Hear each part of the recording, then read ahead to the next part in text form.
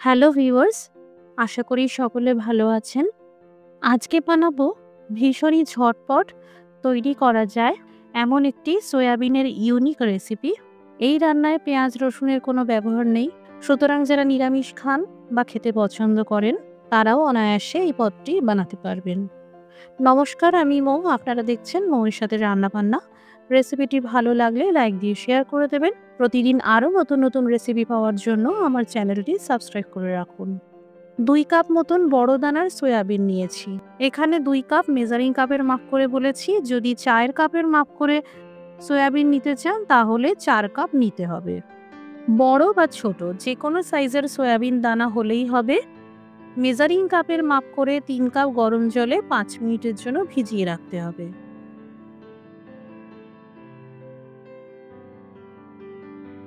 সয়াবিনের দানাগুলো ফুলে নরম হয়ে গেছে। এবার ভালো করে ছেঁকে নিতে হবে আর বেশ 2-3 বার স্বচ্ছ জলে ধুয়ে নিতে হবে।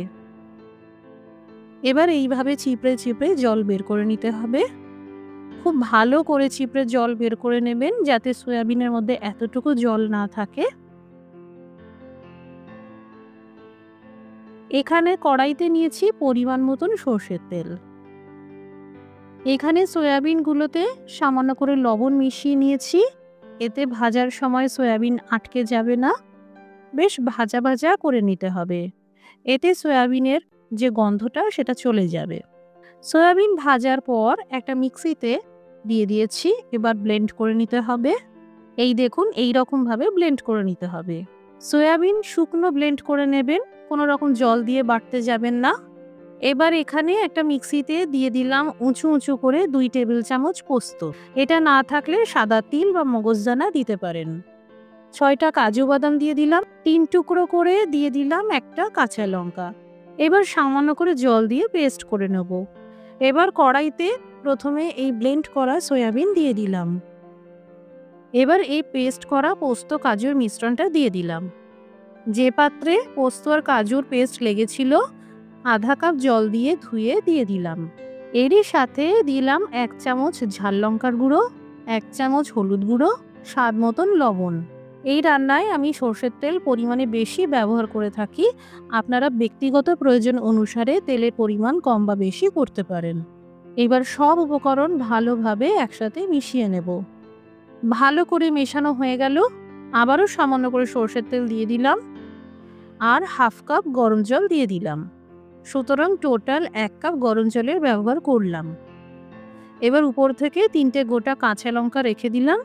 এরকমভাবে যখন ফুটতে শুরু করবে আঁচটা একদম নিভুতে করে দিয়ে ঢাকা চাপা দিয়ে 5 মিনিটের জন্য ভাপাতে দিতে হবে। পুরো রান্নাটাই ভাপে হবে, তবে 2-3 মিনিট পর একবার ঢাকা খুলে নেড়েচেড়ে নিতে হবে। এইভাবে নেড়েচেড়ে নেওয়ার পর আবারও ঢেকে নিভু আঁচে বাকি রান্নাটা করতে হবে।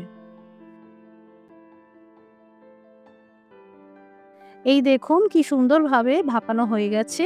এবার আঁচটা বন্ধ করে দিলাম। এবার একটি প্লেটারে পরিবেশন করব। তৈরি হয়ে গেল সম্পূর্ণ নিরামিষ সয়াবিনের পোস্ত ভাপা। গরম ভাত দিয়ে একদম গরম গরম এই রান্নাটা খেয়ে দেখবেন, জাস্ট অমৃত লাগে। এই একটি সাধারণ রান্না দিয়েই 1 থালা ভাত নিমেষে খাওয়া হয়ে যায়, সাথে আর কোনো কিছুর প্রয়োজন হয় না। বাড়িতে এইভাবে বানালে কমেন্ট করে জানাতে পারেন কেমন তৈরি হলো। রেসিপিটি দেখার জন্য অসংখ্য ধন্যবাদ। সবাই ভালো থাকুন, সুস্থ থাকুন।